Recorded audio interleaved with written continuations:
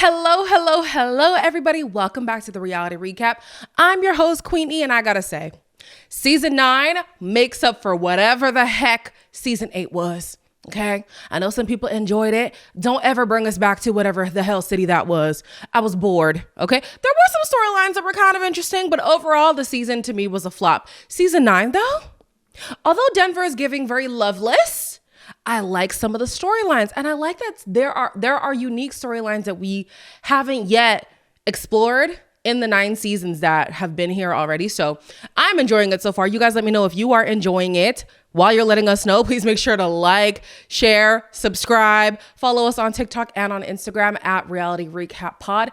And as a reminder, you can listen to us ad-free on Apple subscriptions. Whew, you guys, these last 3 episodes, very interesting, okay? I think I'm sensing a theme that the men definitely underestimated how serious this process is, and the women are going off of vibes. And I don't know how well they're going to fare. I honestly don't see anybody getting married. The people who maybe have the best opportunity would be Jordan and Megan, but even then, I'm not sure if they should do it, child. But let's start at the beginning, okay? Beginning of beginning of episode 7 starts with Madison, who is still crying about how Joe was acting after the couple's mixer. So she is outside of the room. He's inside of the room, but the door is open. So he's like, yo, are you okay? What's wrong with you? She's like, I'm crying, Joe. She's like explaining play by play what's happening. And she's like, because I came in and you didn't know who I was. And now I'm crying. And he's like, well, come in because obviously I can hear you crying. Like, why are you being weird or whatever, right? I think at one point, one of them said, I can't hear you because of the waves. They're just, oh my gosh, these two are so Chelsea and Jimmy coded. Like replica of that couple. But anyways, she eventually comes in and she's not crying anymore. And she just explains to him that this was very embarrassing for her. He doesn't like the fact that she's saying that because he's like, yo, stop saying that you were embarrassed because you're insinuating that I'm the one embarrassing you, right? I feel like in the same way that he didn't want her to keep saying that he was in a bad way in front of cameras, she didn't want to feel that way in front of the other couples. And so they both had their embarrassing moments. Ultimately, Madison decides to sleep in a different hotel room. She thinks that it is better for them to have some space. And honestly, I think that that was for the best. But then in the morning, he said that he was the one who was put out. So I don't know how that ended up happening. But either way, we saw her write in a journal, a very long little excerpt, but we didn't get to see what she was writing down. However, they did have a talk where she did admit that she could have shown up better for him. And although I do agree, I feel like I understood where Madison was coming from, right? Yes, you do love this person, or you think you love this person and you think you want to marry them, but essentially they are still a stranger. And so seeing this person be so out of it, right? It's in front of cameras. You don't have a support system. You don't know, is it drunkenness? Is it what is actually going on here? You don't know the levels that he could take the situation. I would be stressed too. I'll be so honest with you. I probably would have been a puddle of tears as well. I'm not going to sit around in his face waiting for him to do something because that's also what Madison wanted. He's obviously in a bad way, but she wanted him to take care of her. That's not what I would have expected, but I did understand her emotions, especially when he was acting that way in front of other people. It's embarrassing. You don't want to have to be that person who has to apologize on your partner's behalf. It's never a good look. Me and my cousin were talking about this the other day. I say the other day, it was probably like months ago. But basically we were saying that we would hate to be that couple where people have to consider, do we want them around because their partner is a little, we don't really want them in our vicinity. Or if they are in the vicinity, you constantly have to make excuses like, oh no, he's just this way because, oh no, I'm so sorry. No, that's the worst. Like, I don't want that for myself. So I can understand why Madison did feel away, but she did apologize. He apologized as well. He said that he will conduct himself better in the future. I hope that he also will know what his limits are because yes, sweetie, we know the liquor is free right now, but let's still have some decorum. Yeah. let's still have some wits about ourselves, right? Another couple who is still experiencing a little bit of the fallout from the mixer is Megan and Jordan. Megan straight up tells him, Megan straight up told him, you're annoying. You were annoying me all night. And apparently Megan felt like they were going to walk in being the power couple. And so in response, Jordan was like, well, did you think Edmond and Calibria were the power couple? She's like, no. And he's like, well, did you think that Annie and Jordan were a power couple? And she's like, no. So basically he's just like, yo, nobody is on their P's and Q's. Nobody is perfect. There isn't a power couple in this environment, and that's okay. You know, he later on expresses that he feels like she was abrasive in the way that she approached him, and he didn't like the way that she said that he was annoying her. So I wonder, how many times does Megan say something that puts him off, but he doesn't say it, right? And we're also going to see a trend where she is irritated by things that he does, but she internalizes that instead of expressing herself too. She does express herself. Let me not jump ahead. The point of the matter is they both kind of have that similar issue of having a problem, but not wanting to address it immediately. We'll see if that will play a part in whatever potential clashes that they may have in the future, right? Speaking of clashes in the future, child, Edmond apologizes for being selfish, and he says that he is now willing to wait until marriage, especially because he understands the reasons why she wants to wait. I did see a little clip of an interview where she said that she explained in the pods that she was abstinent, and she explained why that was important for her. So she was a little bit taken aback when he was acting up, and she's like, but you knew this. Okay. Anyways, she says that she's happy for the blow up because it helps her understand him a little bit more. And she says that Edmond is still the man that she met in the pods. Let me tell you something, Calibria. Okay. One thing that my man would have to understand about me is that you can never throw a tantrum again and think that that's the method to get your way, especially if you're trying to get sex. That's one thing you got to understand about me. I don't know what her understanding of him was, but his understanding of her should have been tantrums are unacceptable. And we see in episode 9 that he in some way has another tantrum. And I'm like, you see, this is why oh my gosh. Being an overly understanding partner is often to the person who's doing it, it's to their detriment. And I don't understand what would be the benefit of that, because you are just letting this person skate by with things that obviously bother you. And down the line, it's going to be bigger and bigger and bigger and bigger. And then the person thinks that everything is fine, but you're harboring resentment, and then things blow up. I'm so sorry. You obviously did not appreciate the way that he was acting. So let's call that out. Let's tell him point blank. And maybe she did, and we just didn't get to see that or hear her say that. But I was just like, baby girl, I hope that he took away a lesson. And the lesson was that that behavior is not okay. Okay? Moving on. The couples meet up again for a mixer. And this time, everybody was able to control their liquor a little bit better. Thank you so much for that. Allie and Anton both say that they have yet to have a disagreement. And honestly, that's quite alarming for me. If you watch me a lot, you know that I don't think that fights are necessary to know if somebody is the one. I don't think fights are necessary. However, y'all don't disagree on nothing? Nothing? Ain't no way. Ain't no way. But you know what? I'm not surprised, because we have yet to see anything deep between these two. We saw them for a moment in the pods, and honestly, I guess it kind of makes sense why production chose to just shorten their storyline, because it seems like they were just doing the whole airy fairy thing in the pods. They didn't want to get too deep, and that seems to be prevalent as we continue to see them. I think though production did have a hunch that things would go left. And also too, the show has been keeping more and more couples as the seasons go on. Like if there are 6 couples that get engaged, they try to follow all 6 couples now, which wasn't a thing before. So maybe they were just taking a gamble with Anton and Allie, but I do feel like they knew some ish was going to hit the fan at some point.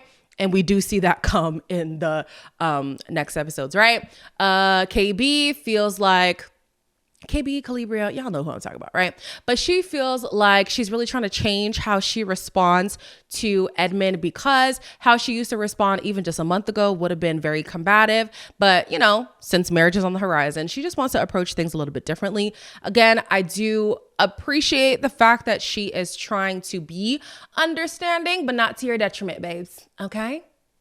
Yeah, there's a way to approach conflict in a way that is constructive.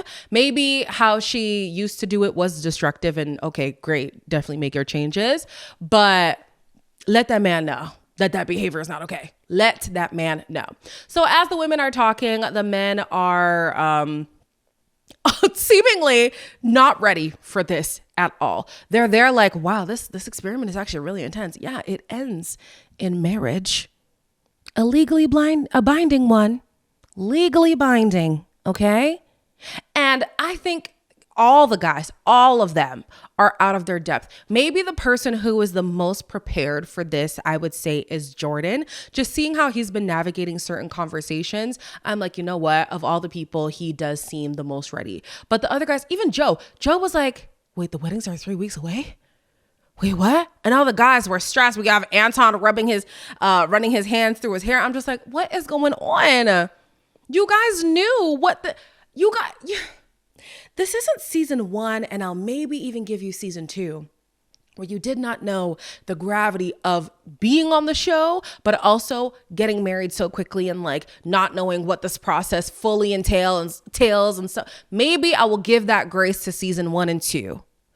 Every season after that, you know exactly what you're getting into, in the sense that it is something serious and not to be taken as a joke. So yeah, it is coming up fast. And yeah, it is intense. I don't think that they're able to gauge how intense it's going to be. But to see people on the show always be shocked, like, wow, I didn't think it would be intense. What were you thinking? Like, what? Anyways, earlier in the episode, we did see Annie and Nick talk about their fears once they get back into the real world, right? So he says that his work schedule is quite busy and it has deterred people in the past. And she says she hopes that he will still like her in the real world, right? Her fears kind of start to be confirmed, because as they're debriefing the couples mixer, he's like, yeah, I mean, basically every guy is not quite sure of their decision. This girl starts to spiral. I said, oh. What's going on? Now, it is to be noted that in the pods, Annie did say she requires a lot of reassurance, and this conversation is proof of that. Like, she wanted him to say, I'm head over heels in love with you. I'm ready to marry you. I have no concerns whatsoever, right? But because he did not say that, she's like, well, obviously, I love you more than you love me. And it's a problem that I'm sure and you're not sure. And she just started going off. And she's like, I don't even need you, okay? I don't need you. My life isn't dependent on you. You could go today and I'll be fine. I want you, though. And I'm thinking, and even Nick said it too. Nick was like, what am I supposed to do with this information? Like, I'm supposed to be the person that you're going to marry, but you keep telling me, oh, I don't need you. I don't need you. I don't need you. How does that make me feel? So then he also says that he doesn't appreciate the fact that she was putting words in his mouth. He actually said that is something that she can never do again. I said, oh, Nick is laying down the law. Okay. But I kind of agree with him. Like, you are operating from a place of insecurity, and the insecurity is understandable. However, it is not Nick's fault. And so projecting that onto him isn't necessarily fair.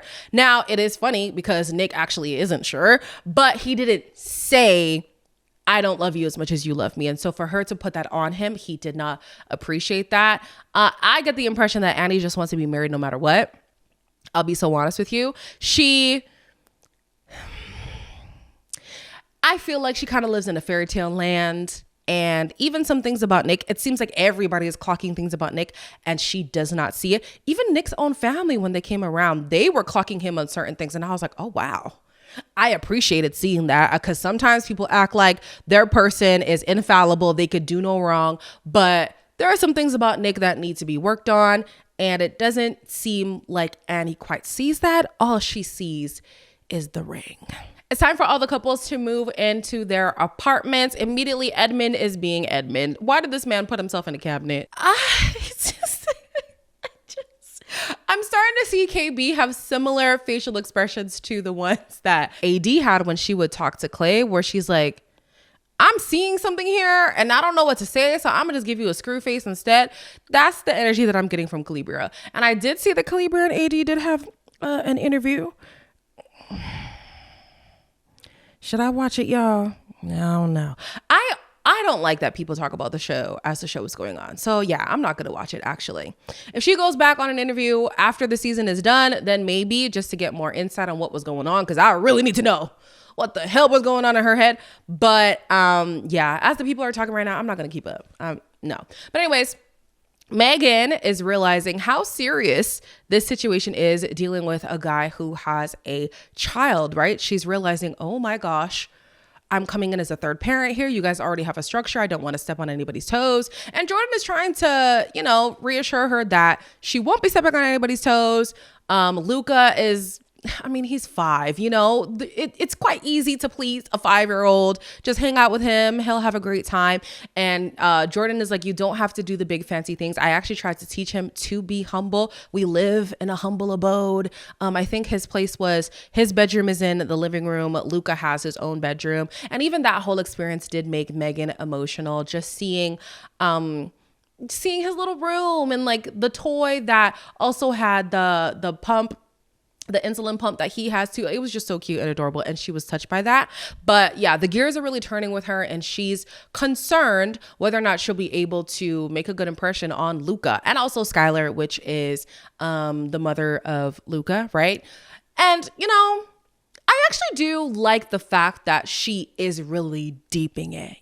We just finished Love is Blind France, and I feel like there was a guy on there who didn't fully grasp the weight of being with somebody who already has a child, right? That's a built-in structure that you're walking into, and it's quite intimidating, right? And I feel like he didn't really grasp all of that. But to see Megan kind of just getting in her head a lot and start to spiral a little bit, at least it shows that she is taking this very seriously. She understands that it is a big job. She has big shoes to fill. Luckily, Jordan is trying to comfort her and not make her worry. He says, we live a very humble life. We are meek people. Don't stress, okay? Don't stress. Moving on, we see Joe, who questions Madison because she's too sure.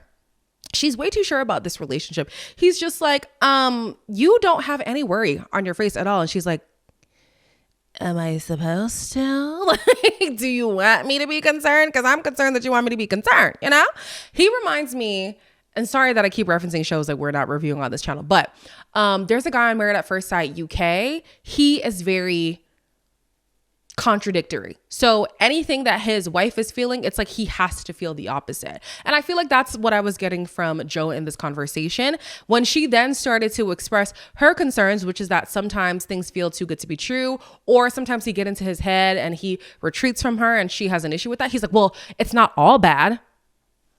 Hold on, but you just asked her to express the concerns that she has, and now that she's expressing them, you have a problem that she's expressed. I'm confused. So then she's like, okay, well, what do you want me to do? You just asked me to name the things that are wrong. And he's like, but you don't have to do like that. Like it's not all bad. Like you're just not visibly irritated. Okay, well, now I'm visibly irritated. Well, why are you irritated? Oh my gosh, Joe, are you okay? So then he tells her that she doesn't have to act like this, and it's not the end of the world. You brought her to this point. She never was acting like this was the end of the world. She's very idealistic, actually, when it comes to your relationship. You're the one who's thinking more doomsday than she is. But anyways, she says that it's hurtful that he's bothered about her being all in, and so she decides to take her ring off. Eventually she does put it back on, but yeah, I think I would be irritated too, because why should I be worried about you? I probably should be worried, but why are you so concerned that I should be worried about you? That's a problem. Anyways, after she had put the ring back on, he apologizes and he says that he shouldn't have gotten so irritated with her. Apparently they were cuddling that morning, and that reminded her that, like, you know what, we do have a good thing going. Let me put on my ring. But yeah, I don't know. I have concerns about Joe. Joe has concerns about himself, and that's what scares me the most. That's what scares me the most. But anyways, things are also getting intense for some other people. We have Allie and Anton, who both work nights, right? So in the morning, they're both very tired, obviously. And as they're preparing, I guess, breakfast. It was steak and eggs. She like kind of pushes him aside. And as she's explaining why she needs the sink, he's like, oh, this is the grumpy side of Allie coming out. And I'm like, grumpy?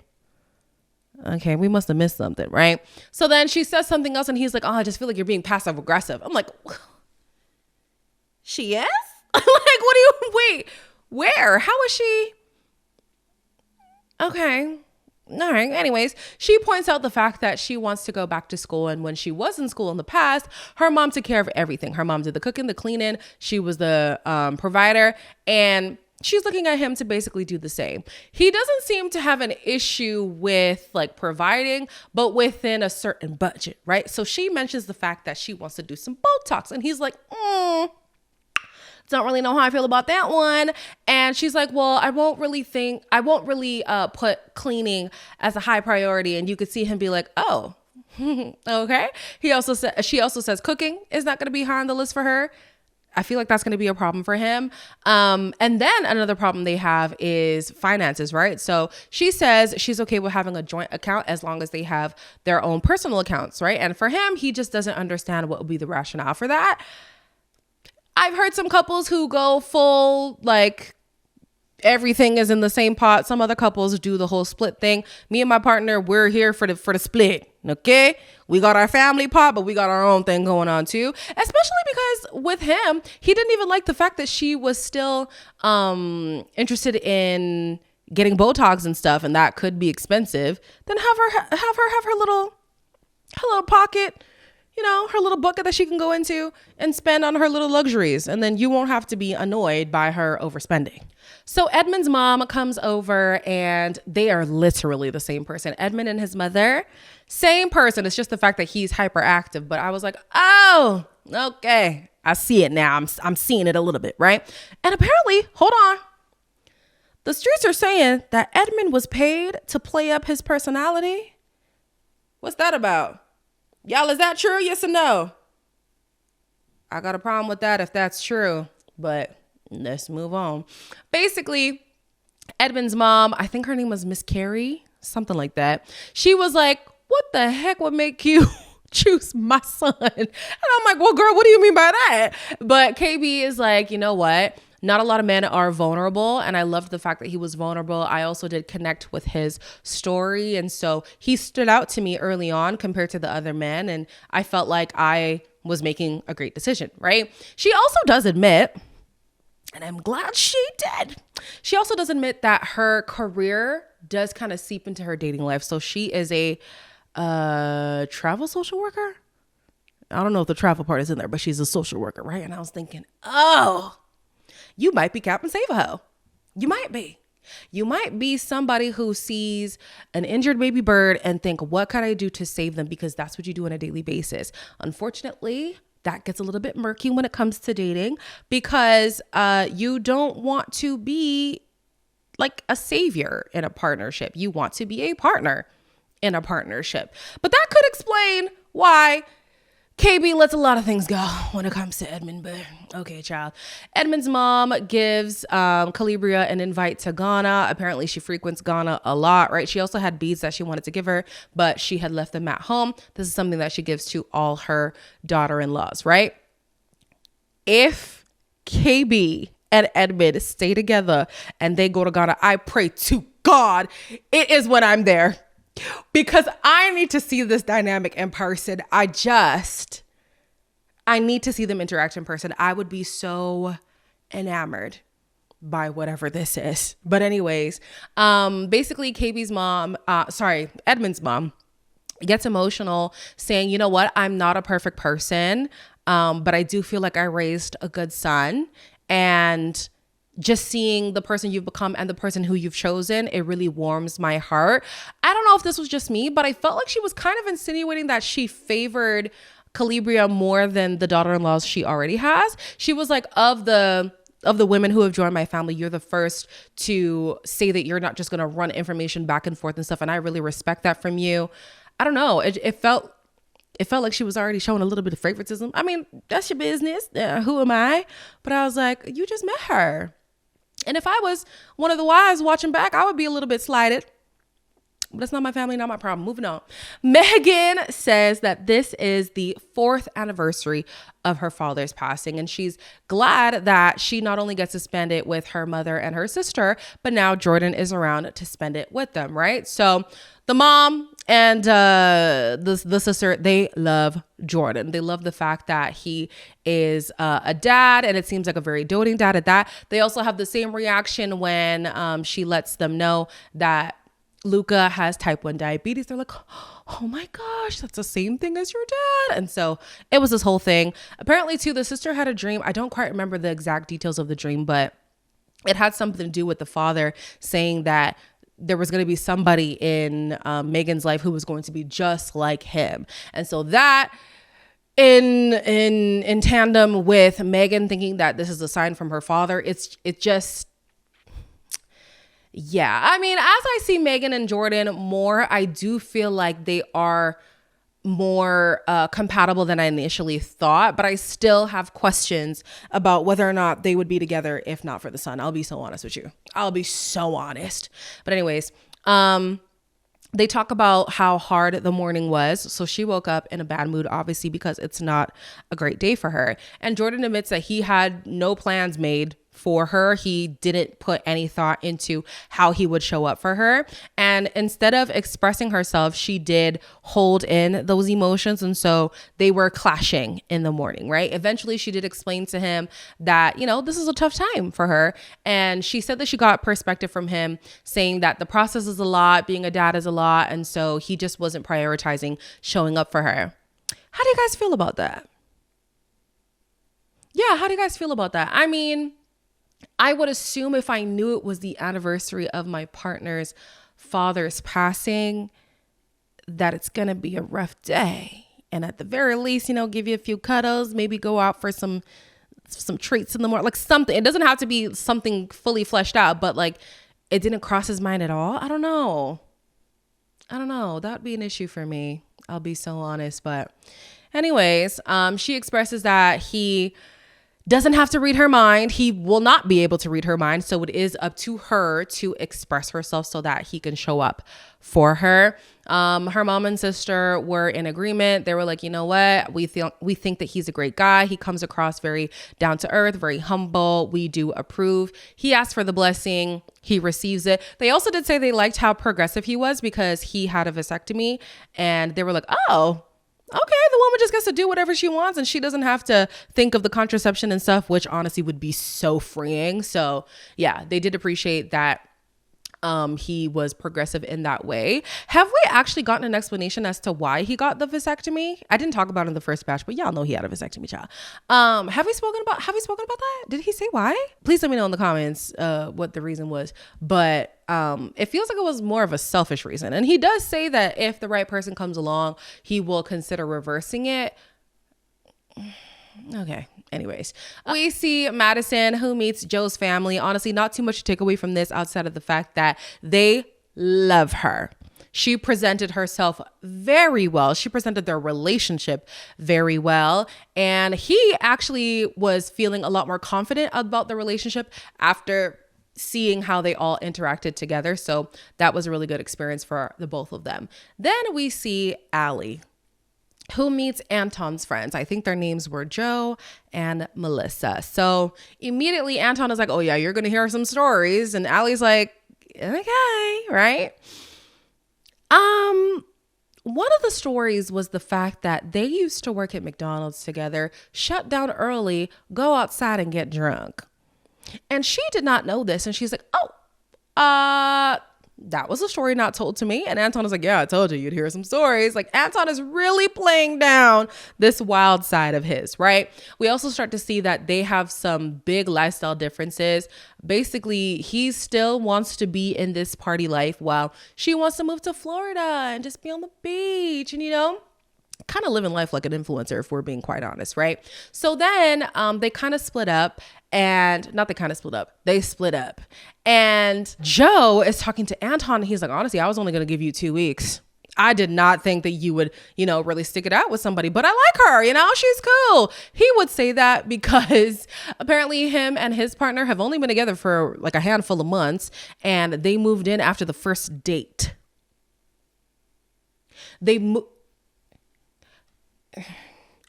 they moved in together after the first date. Mind you, they're not in an experiment. This is real life for them. Wow. So yeah, he's not really too shocked by the experiment because he's conducting his own at this point. Then we have Melissa, who's talking to Allie in the bathrooms, and she's like, yeah, honestly, he never really was the marrying type. And Allie's like, oh, okay.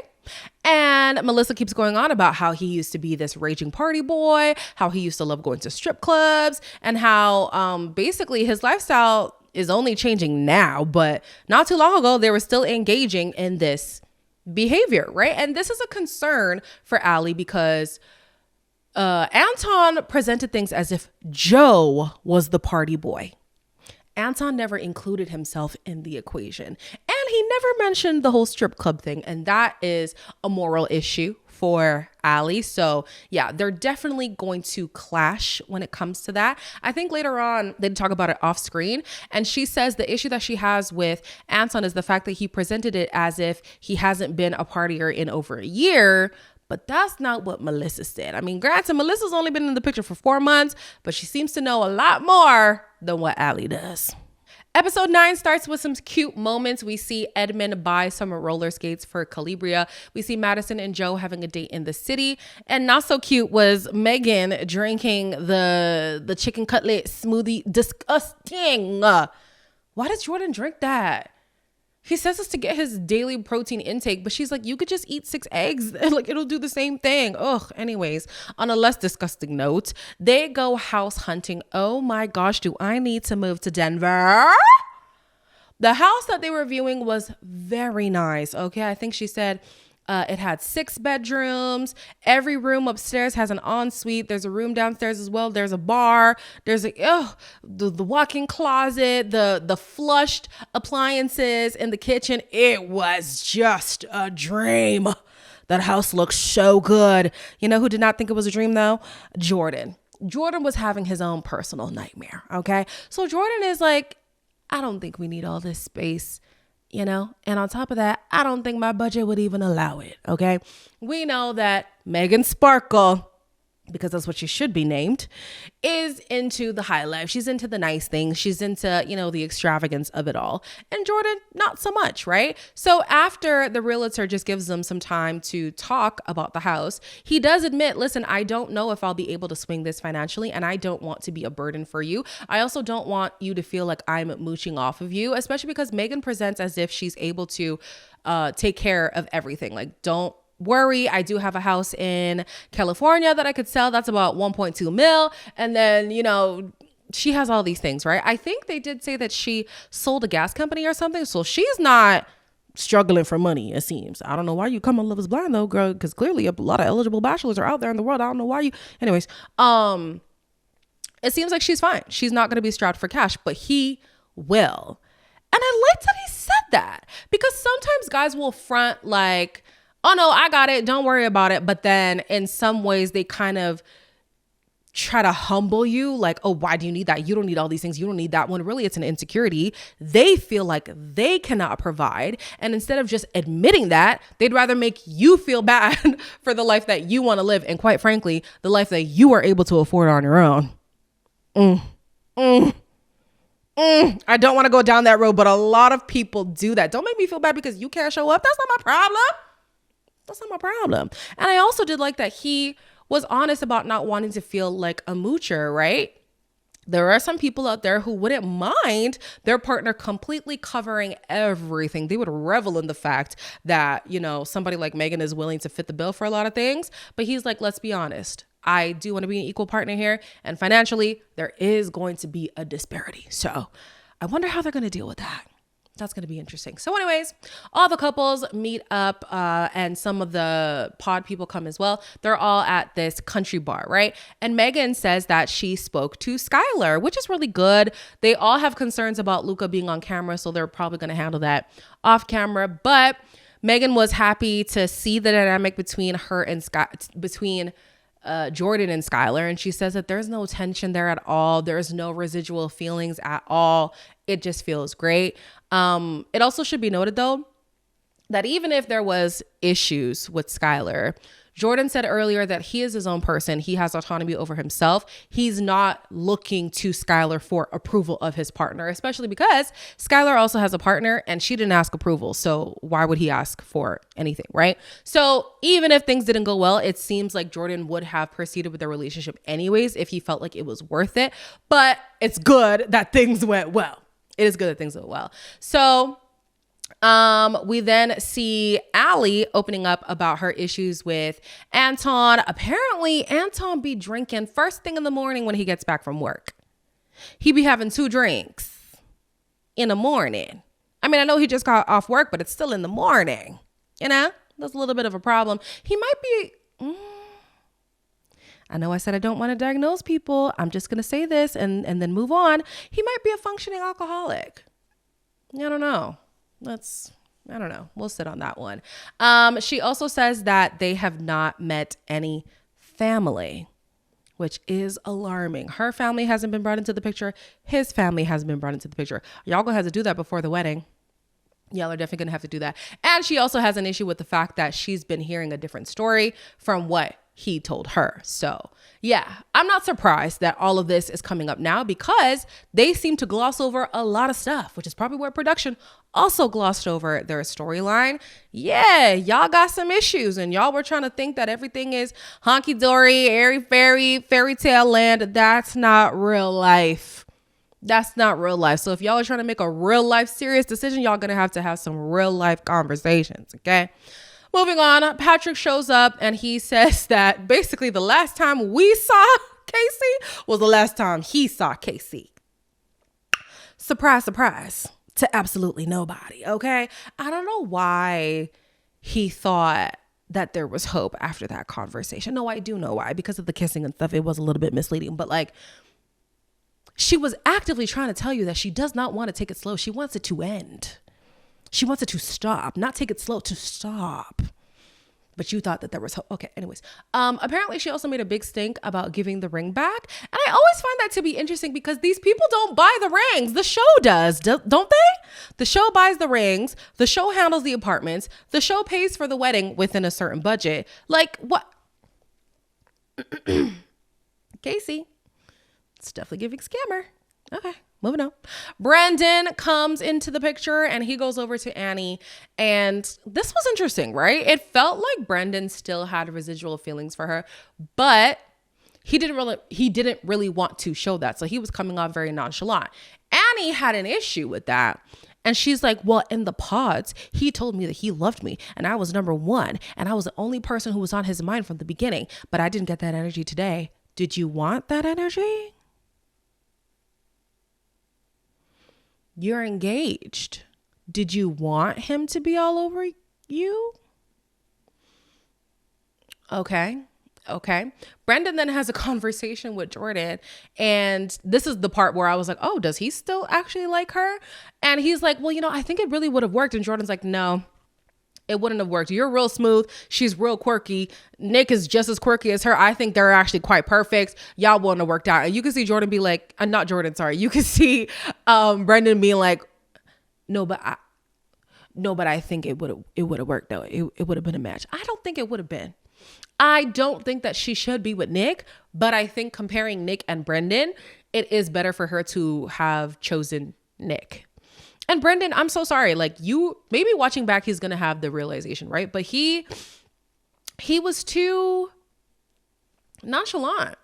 Even now he was being nonchalant and she wanted to feel that energy from him for what reason, I don't know. But that's going to be your downfall in dating. People like to know that you appreciate them, that you want to be with them, that you have these strong feelings for them. And being the cool guy, it's just not going to work. Okay. Moving on. Mike wants to talk to Megan. Megan is like, you know what? I'm not willing to ruin my good connection that I have with Jordan, but she does admit that there is some chemistry there with Mike, right? So he apologizes for making her cry in the pods. I'm not going to lie to you guys. I don't remember that. When did she cry in the pods after Mike spoke to her? I don't know. But he apologizes and she accepts the apology. She says that her bigger issue with him was whether or not he was going to abandon her in the real world, because in the pods, if you're able to just leave me there when I'm, very emotional, what are you going to do on the outside when life is lifing, So he did understand that. At least we hope that he did. He says that he would have gotten her the ring that she wanted, which was an emerald cut. And he actually had already picked it out. But she's like, I like mine though. I do like mine. She couldn't actually, put a word to how she felt about her ring. And he's like, oh, it's perfect. And she's like, yeah. I'm like, are you trying to convince him or yourself? But okay. Megan says that he is exactly what she would have gone for before, which is the problem. She has fears that if she was to leave to go to California for a few weeks or a few months, that he would be out here acting a fool, being a mess in these streets. And he's just so confident and cocky that she wouldn't have faith that he would be faithful in her absence. But that aside, trust aside, on paper, he is exactly who she would have wanted. That's unfortunate. And I wonder if she still would feel the same if she knew of these things that he was doing with the not paying the people and the things of the such. Anna and Patrick end up having their conversation, right? And basically she's like, I'm sorry for leaving abruptly, but I did hear that you got engaged. And so I was like, oh no, he'll be totally fine, right? He is trying to switch it up like, no, it was always going to be you. It was you from the beginning. And she's like, well, if you felt that way, why did you feel like you could propose to somebody else?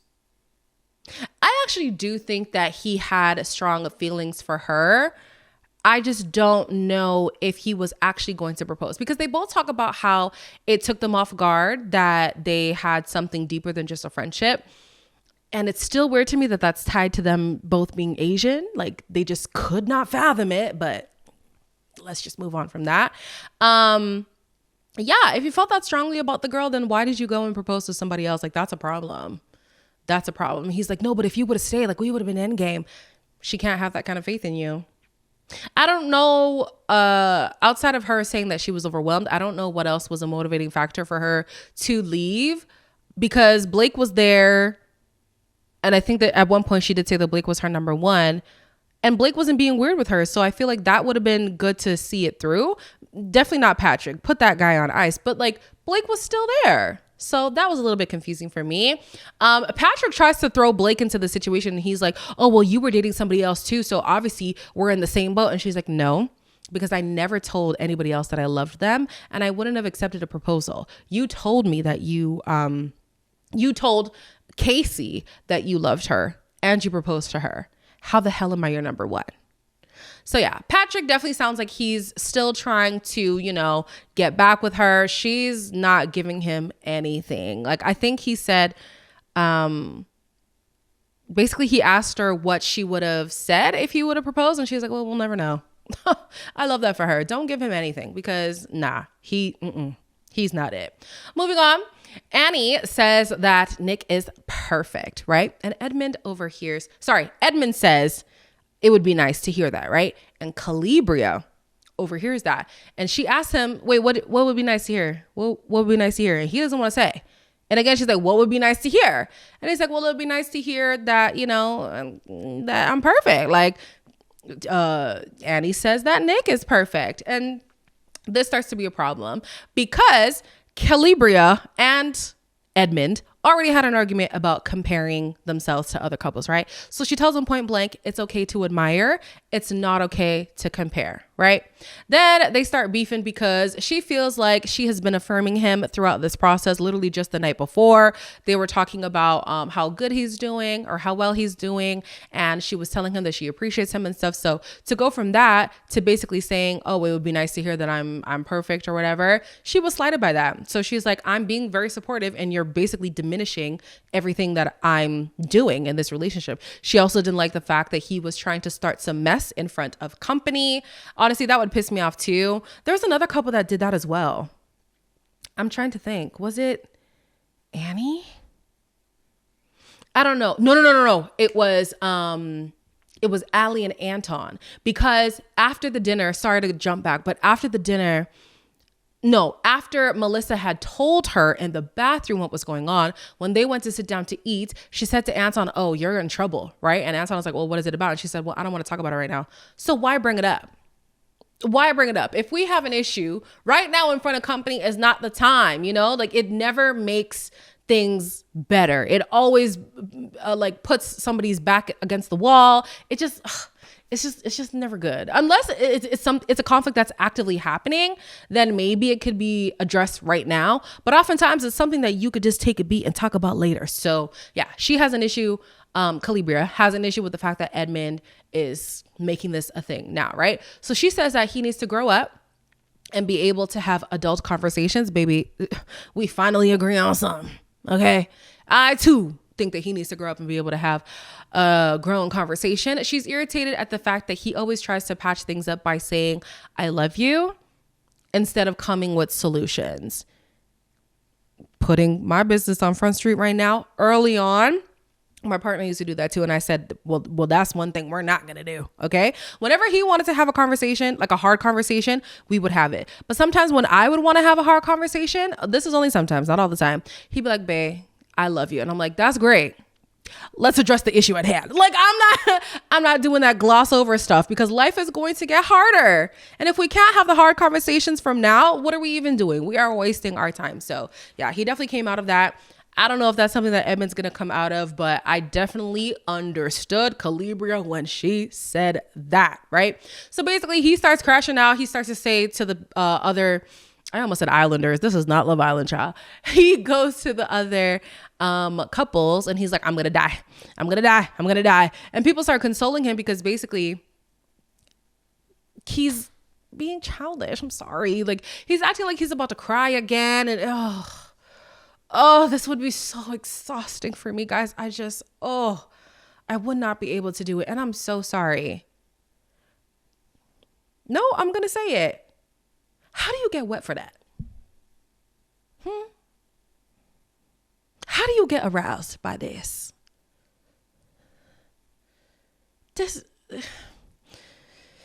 Moving on. Okay. Nick finally has a conversation with Kate.